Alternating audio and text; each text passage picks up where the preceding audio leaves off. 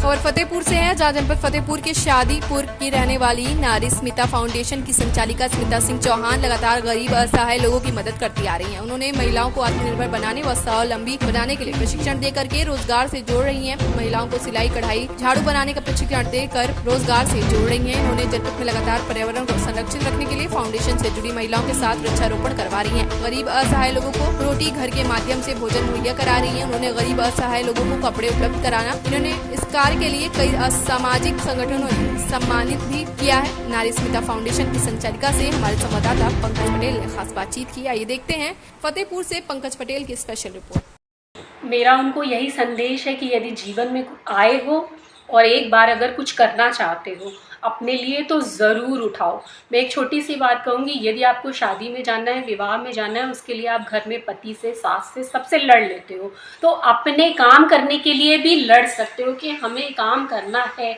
और हर व्यक्ति को अपना टैलेंट पता है, हर महिला जानती है कि मैं क्या काम कर सकती हूँ। बस उतना ही आपको सोचना है। उसके बाद आप सब, या पहले तो सरकार की बहुत सारी योजनाएं चल रही हैं, आप उसमें प्रशिक्षण प्राप्त कर सकते हैं। यदि नहीं कर सकते हैं तो आप अपनी सहेली से, किसी से सीख सकते हैं, और सीखने के बाद कोई भी छोटा काम शुरू कर सकते हैं अपने दम पर।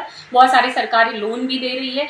और मैं तो कहती हूँ कि किसी चीज़, कोई काम शुरू करने में पैसा मायने नहीं रखता है, आपका जज्बा मायने रखता है, आपका काम करने की क्षमता मायने रखती है। आप यदि कर सकते हैं, बहुत सारी ऐसी महिलाएं हैं जो केवल कुछ पूंजी ना लगा करके भी बहुत सारा कमा रही हैं। तो मैं उनको यही कहूँगी कि रोने से बेहतर है कि आप एक अपना कदम बढ़ाइए, ठानिए कि हमको ये करना है। केवल और केवल अपना वो तय करिए कि आप क्या काम कर सकती हैं। अचार बना सकती हैं, आप अचार बनाइए, पैकिंग करिए और बेचिए। तब बुकनू बनाइए, बुकनू बना करके पैकिंग करिए, बेचिए।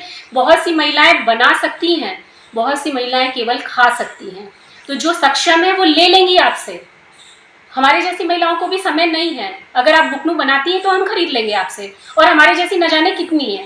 तो छोटा से छोटा पापड़ बनाइए, चिप्स बनाइए, कुछ भी बनाइए, जो आपको आता है वो बनाइए।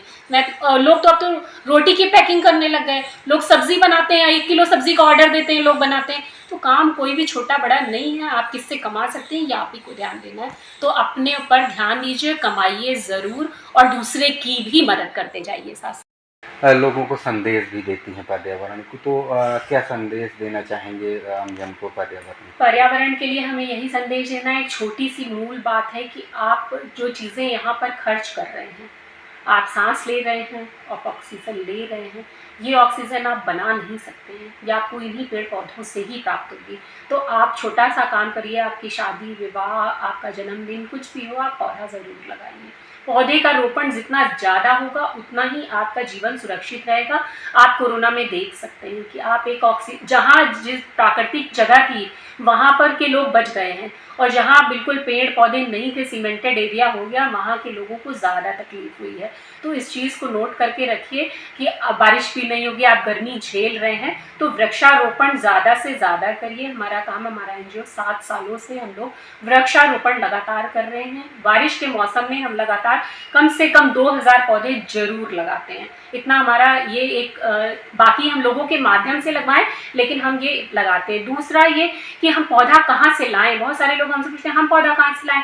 आप जो फल खाते हैं उसी से आप भी, उसके अंदर प्रकृति ने बीज भी दिया है, आप उस बीज को रख लीजिए, उसी बीज को आप अपने घर में डाल दीजिए और उसी से आपके पौधे निकल आए। बहुत से लोग तुलसी भी उगाते हैं, पपीता उगाते हैं, आम उगाते हैं, उसी से उगाते हैं। आप उसी का वृक्षारोपण कर दीजिए।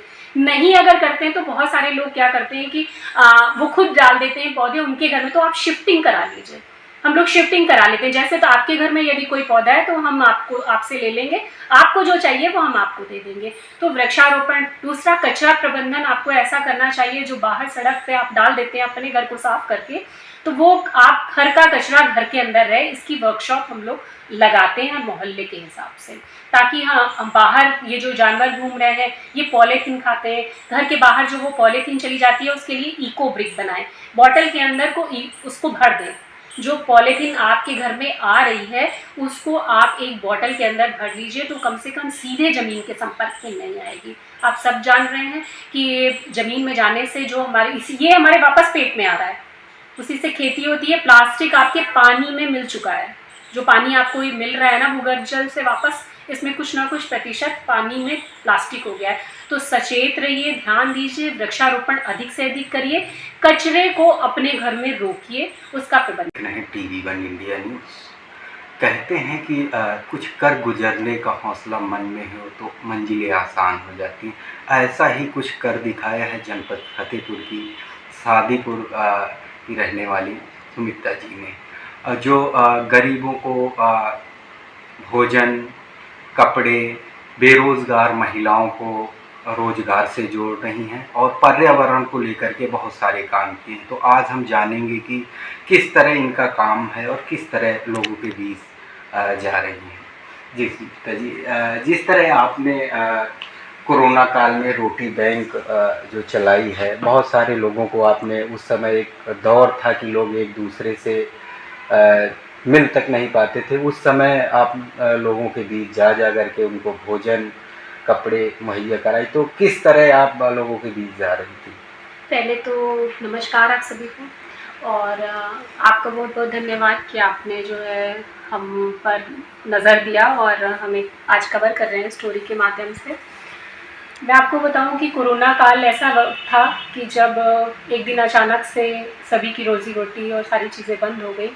बस वही लाइन एक महसूस करके कि अचानक एक बीमारी आई और जिसकी वजह से सभी लोग अपने अपने घरों में कैद हो गए। तो हम लोग तो इस ऐसे मीडियम परिवार में हैं कि हम लोगों के यहाँ राशन पानी तभी महीने भर का रहता है, महीने 2 महीने का, लेकिन बहुत से घर ऐसे हैं भारतीय परिवेश में कि जिनमें रोज़ कमाना और रोज़ खाना है। तो उन परिवारों का क्या होगा, ऐसी चिंता मुझे हुई कि इनका क्या होगा। तो हम लोगों ने, जो हमारे टीम मेंबर्स थे, हमारा एक NGO है नारी स्मिता फाउंडेशन, तो रोटी घर फतेहपुर के नाम से एक सेवा प्रकल्प है। तो हमारा काम ही है कि ज़रूरतमंदों को भोजन की उपलब्धता कराना। तो हम लोगों ने तय किया कि जब तक लॉकडाउन रहता है तो हम समाज में समाज सेवा करते हैं, तो तब हम ज़रूर रहें और लोगों को भोजन की उपलब्धता कराएं, किसी की भी मृत्यु या किसी को भी बिना भोजन के ना रहना पड़े। तो बस इसी को सोच करके हम लोगों ने भोजन की व्यवस्था किया। जितनी भी गरीब बस्तियां थी, गरीब परिवार थे, हमारे ज़्यादातर चिन्हित थे, और उसके अलावा भी हम रोड पर निकले कि कोई भी यदि है, कोई परिवार यदि नीडी है, लोगों से मदद कहते रहे सोशल मीडिया के माध्यम से कि अगर कोई परिवार ऐसा है तो हमें सूचित करें, हम वहाँ तक पहुँचाएँगे। हमने अपनी वैन भी 24 आवर्स के लिए लगाया, ई-रिक्शा के माध्यम से, गाड़ी के माध्यम से हम लोग लगातार सब जगह राशन व्यवस्था के लिए निकलते रहे। इवन गांव तक भी अगर ज़रूरत पड़ी, तो आपने सैबसी का एक कांड सुना होगा जिसमें कि महिला की भोजन से तड़प रही थी, तो हमारी भी टीम वहाँ पे भी सबसे पहले पहुँची थी और वहाँ पर भी लोगों की मदद किया। यहाँ से गुजरने वाले राहगीर जो कि निकल रहे थे, हमें ये लग रहा था कि फतेहपुर से निकल रहे हैं, तो इनको भी सड़क में हम पैदल निकलने वाले यात्रियों को ज़रूर कुछ ना कुछ दें। तो पूरी सब्जी हो, राशन हो, ये सब की व्यवस्था जितने दिन भी लॉकडाउन रहा, हमारे रोटीघर फतेहपुर ने सभी के लिए किया।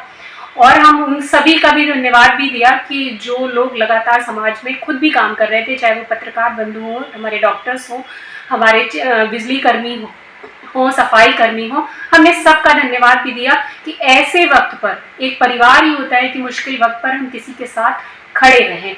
तो हम भारत के रहने वाले हैं और भारत के लोगों को यदि तकलीफ होगी तो